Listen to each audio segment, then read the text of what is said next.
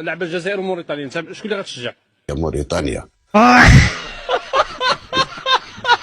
نخرجوا من الدور، نتمناهم ان شاء الله ما يجوزوش كاع الدور الاول، ونتمنى ان شاء الله غير المشاكل داخل المنتخب المغربي.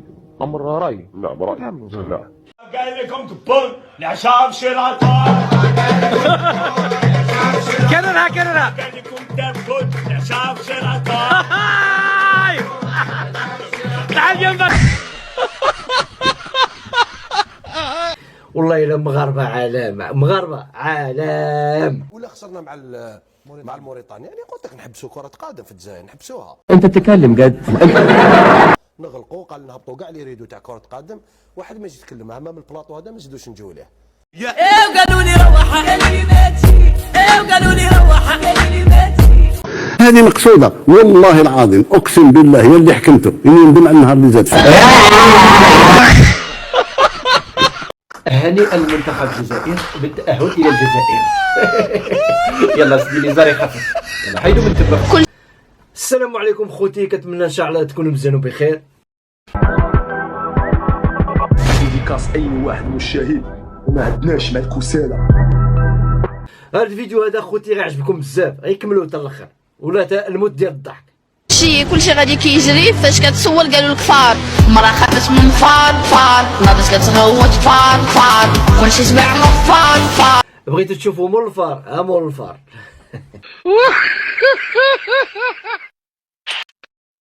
ما راناش سيئين هاد باش نخسروا مع لا موريتاني.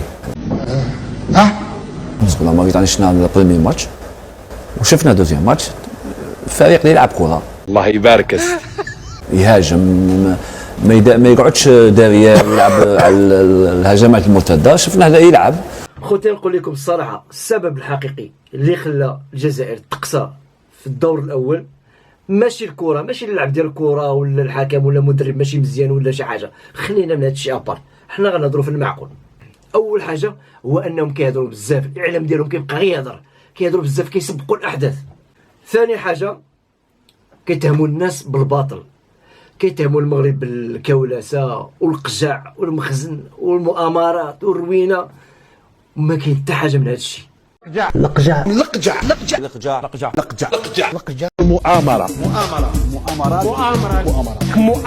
مؤامره. وثالث حاجه انهم فوقاش دخلوا لهذه البلاد السعيده اللي هي كون ديفوار، دخلوها بالحوقره، حقروا البلاد وحقروا الناس ديال البلاد.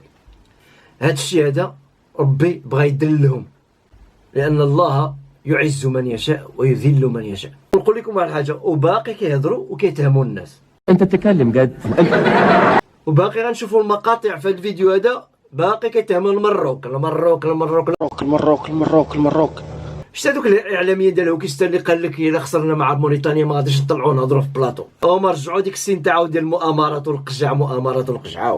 لكن بعد هذه الفضيحه التحكيميه والمؤامره اللي راهي موجوده في بيت الكاف اليوم، واو دابا الهضره اخرى. قال لك الفضيحه ديال التحكيم، وما راه فلتوهم بسبعه ديال الاهداف اللي خسروا موريتانيا، خسروا 7 ديال الاهداف.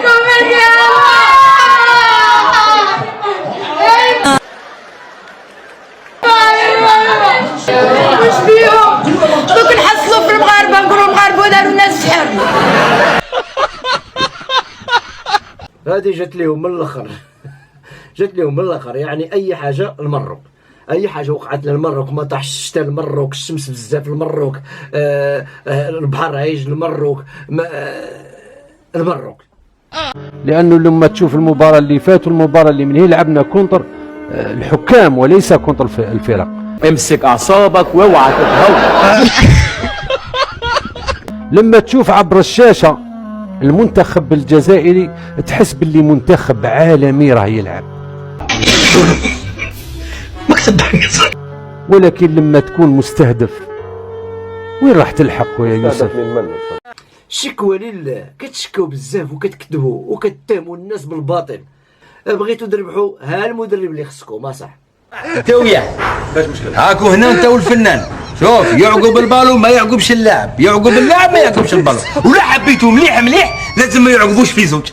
قبل ما يدخلوا يلعبوا مع موريتانيا والاعلام ديالهم بدا كيصغر ويحقر في موريتانيا، وجا لهم الجو. فرصه خطيره، جول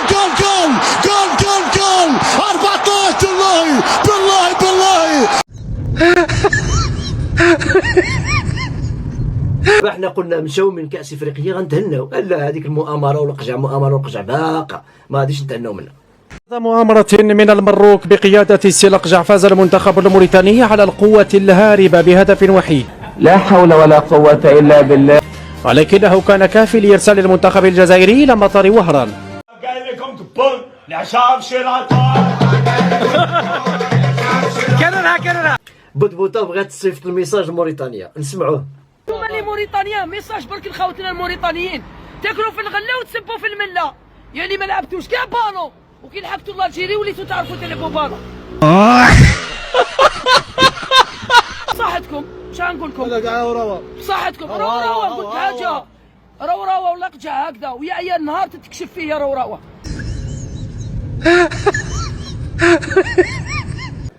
غنجيبوا الجواب غير من عندكم، حنا بلا ما نهضروا.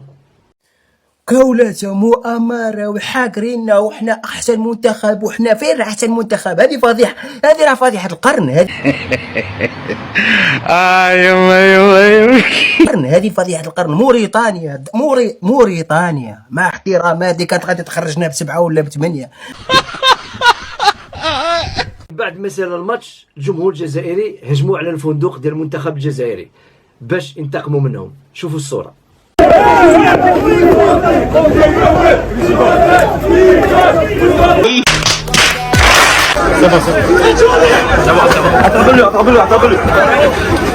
شتي المنتخب هارب الاوتيل وبلا متابعو باش ينتقم منه لداخل.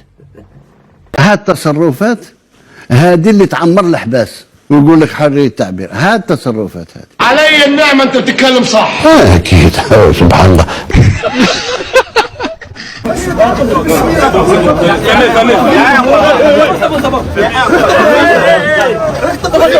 اللي نحكموا ما نطالب مهما كان من دمع النهار اللي زاد فيه.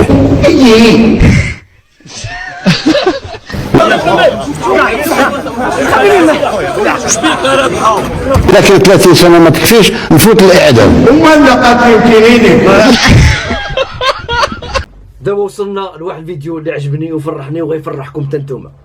ها فين كتكمن القوة المغاربة في الأخلاق والمعاملة.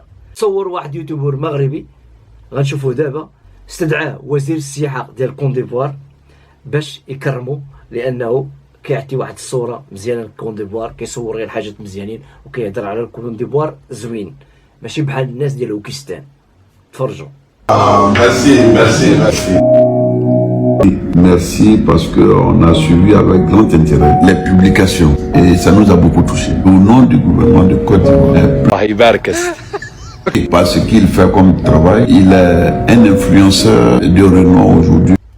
المهم الخوت وصلنا الى نهايه الفيديو. كنتمنى يكون عجب لكم الفيديو. ما تنساوناش بالاعجاب والاشتراك في القناه وتفعيل الجرس ليصلكم الجديد. والسلام عليكم ورحمه الله تعالى وبركاته.